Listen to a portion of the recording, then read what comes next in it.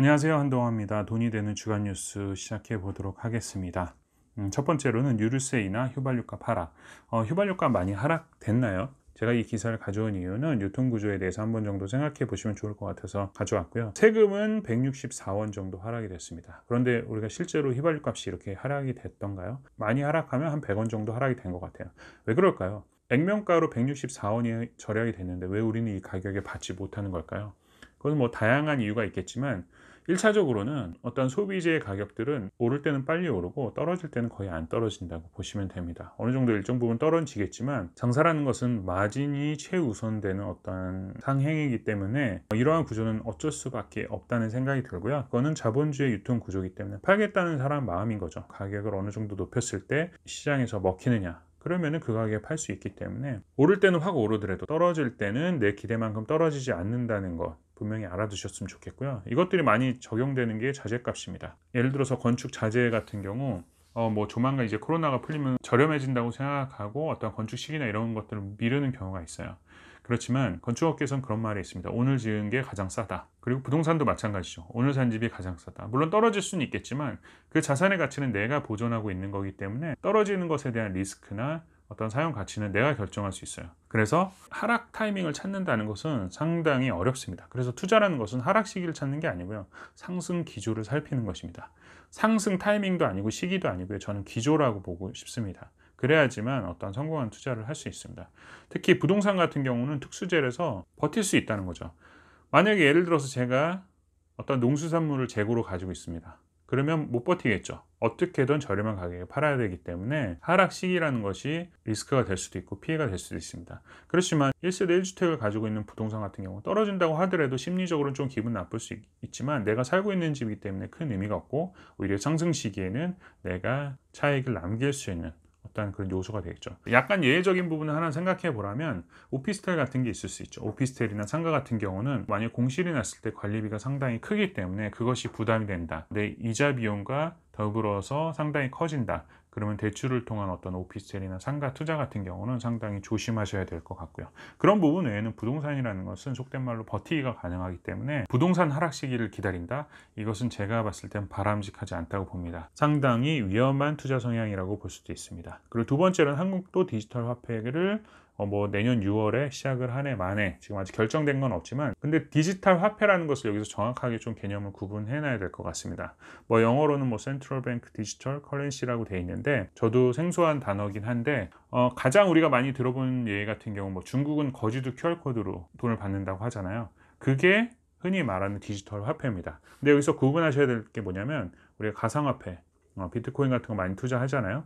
그것과 구분되는 건 뭐냐면 이건 말 그대로 가상화폐인 겁니다. 그것이 어떠한 중앙집권 체제에서 인정되지 않기 때문에 가상화폐라는 것은 인정한 사람들끼리만 거래하는 통용 수단이고 제가 예전에도 말씀드렸지만 이것을 어떤 펀드 같은 거는 만들어질 수 있어요. 펀드는 아무거나 다 만들 수 있어요. 심지어는 기후로도 만들 수 있고 어떤 원자재, 투자 가치, 즉 수치화될 수 있는 어떤 근본적인 요소만 있으면 펀드라는 건 만들어질 수 있기 때문에 가상화폐가 펀드로 만들어졌다고 해서 현실적인 화폐로 넘어왔다는 것을 증명하는 것은 아니다 라는 것 정도만 생각하면 되실 것 같고요. 그리고 신용화폐가 많이 있죠. 우리가 흔히 생각하는 신용카드와 차이점은 뭐냐면 우리가 예를 들어서 지갑에 신용카드를 넣었는데 신용카드를 잊어버리면 돈을 잃어버린 건 아니에요.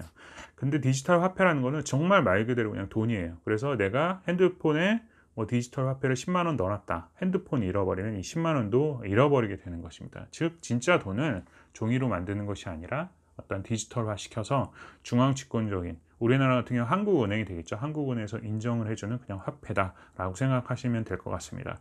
신용화폐라는 것은 어떻게 보면 결제 수단인 거죠. 내가 먼저 신용으로 결제를 하고 나중에 돈을 갚는 형태. 뭐 땡땡페이, 뭐 네이버페이, 카카오페이, 뭐 삼성페이 이런 것도 다 마찬가지인 겁니다. 어떻게 보면 신용카드 형태처럼 그냥 이거는 결제 수단의 형태인 거지 이 자체가 화폐라고 보기는 그렇고요. 여기 나와 있는 것처럼 우리가 가장 잘 아는 중국은 거지들이 이렇게 QR코드를 댄다고 합니다. 그럼 그 QR코드 읽으면 돈이 얼마? 뭐 5만 원, 10만 원 돈이 가게 되는 거죠. 이체하는 것처럼 실제 돈이 가게 되는 겁니다. 그걸 디지털화 시킨 것입니다. 그런데 뭐 가장 크게 문제가 되는 건 사생활 노출 얘기하는데 사실 우리의 일반적인 서민들은 사생활이 이미 다 노출이 돼 있죠. 소소한 잘못에서 수사기관에 넘어간다. 우리의 계좌를 까보거나 이런 거는 너무나도 뭐 쉬운 일인데 제가 봤을 때 여기서 사생활 노출이라는 것은 우리나라 검은 경제, 그 검은 돈들이 움직이는 이 검은 돈이라고 해서 어떤 뭐 정치인이라든가 국가 위정자들이 없으라는 법은 없잖아요. 이분들의 사생활을 얘기하는 것 같고요. 우리의 사생활은 이미 노출되어 있습니다. 그래서 가끔 전화 오잖아요. 누구누구 고객님 뭐 이렇게 해서 이거 동의하시면 우리가 뭐 바나나 우유 하나 주고 뭐 초콜릿 하나 주고 뭐 그런 걸로 우리의 개인 사생활은 이미 다 넘어가 있습니다. 그리고 제가 여기다 금을 적어 놓은 이유는 뭐냐면, 이렇게 만약에 검은 돈이 양성화되어서 디지털 화폐가 된다고 생각하면 금값 어떻게 될까요? 저는 이런 생각들을 좀 다양하게 하시는 것이 투자에 도움이 된다고 생각합니다. 화폐 유통이 100%다 이렇게 디지털화돼서 노출이 된다면 뇌물 같은 경우는 아마 금으로 많이 가게 될 것입니다. 왜냐하면 금에 1년 번호를 붙인다 한들 추적이나 이런 것들은 상당히 어렵기 때문에, 즉 오프라인에서 자산 가치를 누리는 거기 때문에 상당히 금값은 올라가겠죠. 왜냐하면 예전처럼 10억 뭐 사각박스 못 담아주기 때문에 금으로 바 몇 개 이렇게 딱 드는 형태가 될 거기 때문에, 그냥 이러한 상상들이 어떤 투자에 좀 도움이 되시라고 한번 가져와 봤습니다. 그리고 내 뜻대로 증여상속, 요즘은 신탁이 좀 많이 유행을 한다고 합니다. 신탁이 예전부터 있었고요. 저도 부동산 거래를 할 때 신탁을 한번 사용해 봤던 경험이 있는데, 사실 저 같은 서민은 신탁 수수료가 아까워서 못하는 형태고요. 제가 여기서 말씀드리고 싶은 것은 요즘에 절세 때문에 증여 많이 하잖아요. 근데 증여할 바에는 다시 줬다가 이 자식들이 말을 안 듣네, 그래서 뺏고 싶은 거죠.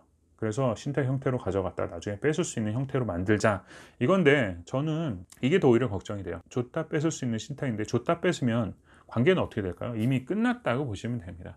차라리 안 줬으면 그냥 서운하더라도 관계는 유지된다고 봐도, 이미 줬다가 그걸 또 뺏어요. 그러면 그게 뭐 부부관계가 됐든 부자관계가 됐든 어떤 가족관계는 이미 끝났다고 보시면 되기 때문에 큰 의미는 없다고 보여지고요.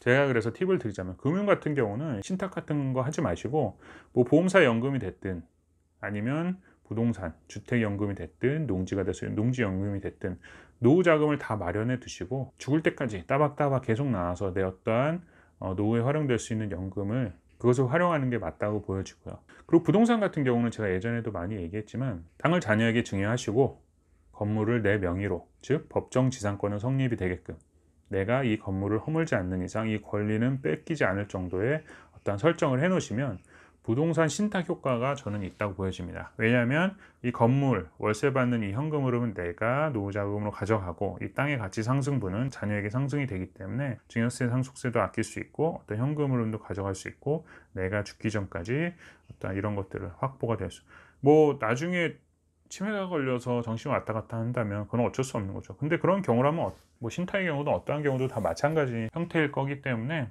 뭐 남이 내 도장을 찍어준 형태가 되게 되면은 뭐 어떠한 경우도 방어를 할 수 없기 때문에 그러한 효과가 있는데, 제가 말씀드렸다시피 신탁, 그리고 어떤 금융이라면 이러한 각종 연금의 형태, 부동산이라면 이러한 자산 배분의 형태를 통해서 신탁 효과를 누리시길 바랍니다. 그리고 내년부터 임신 출산 진료비 140만 원까지 준다고 하는데, 이런 얘기들을 많이 하시는데 인구 줄어들까 걱정하시나요?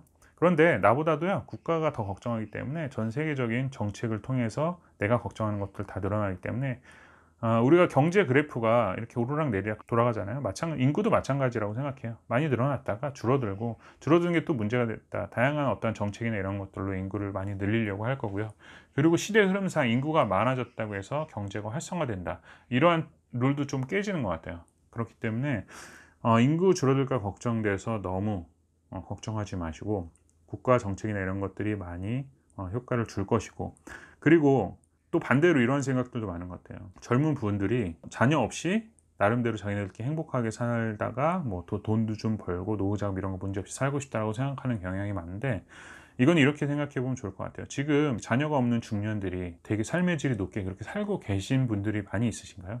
내가 지금은 젊고 어려서 이런 것들을 다 내 스스로 할 수 있지만, 내가 중년이 되어서도 이 젊은 세대의 어떤 돌아가는 경제 사이클이나 이런 것들을 다 이해하고 소화한다? 그건 불가능합니다. 그래서 사실상 자녀가 지금 있으면 돈도 많이 들어가는 것 같고 내 생활에 방해가 되고 육아가 힘든 것 같지만, 그것은 자금 흐름적으로 봤을 때 내 중년이나 노후를 위해서 바람직한 방법은 아니다라는 생각이 들고요. 그렇다고 뭐 내 중년을 위해서, 내 노후를 위해서 자녀를 낳으라는 말은 아니지만, 요즘 젊은 세대들이 하는 말은 모순이 상당히 있고 맞지 않는다는 걸 저는 말씀을 드리고 싶습니다. 왜 전 세계 동서고금을 막론하고 남녀가 결혼해서 자녀를 낳는 것이 가정이라는 형태의 공통적인 특징을 갖고 있는지는 한 번 정도 인문학적으로 생각을 해보셔야 합니다.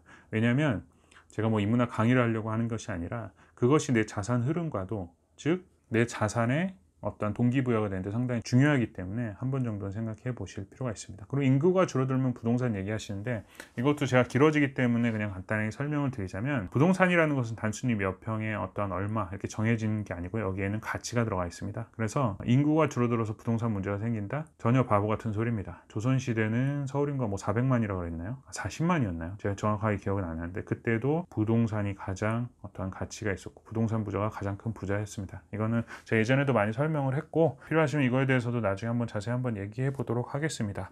그리고 마지막으로 연계돼서 기사가 났기를 그냥 가져왔습니다. 자녀 셋 이상 되면 다자녀 혜택 줬었잖아요. 내년부터는 둘만 돼도 각종 혜택을 누린다고 합니다. 그래서 뭐 기초나 차상위 소득을 가지고 계신 분들은 둘째부터 등록금 면제가 가능하고요.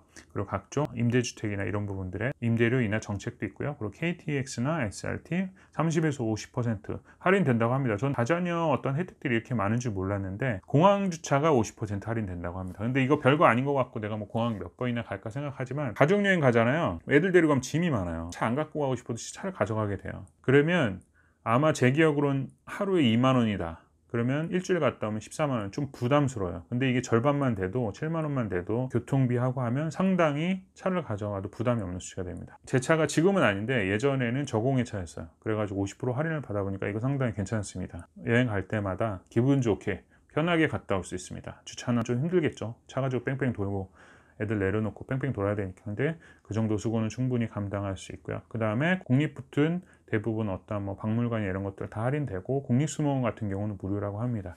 그래서 요즘 애들 데리고 놀러 갈 때 많이 없잖아요. 뭐 이런 다양한 혜택들 누려보시길 바라고요. 내년부터는 둘째만 낳아도 다자녀 혜택이 있다고 하니까 그 부분 잘 노려보시기 바라고요. 오늘 제가 준비한 내용은 여기까지입니다. 다음 주에 또 찾아뵙도록 하겠습니다. 감사합니다.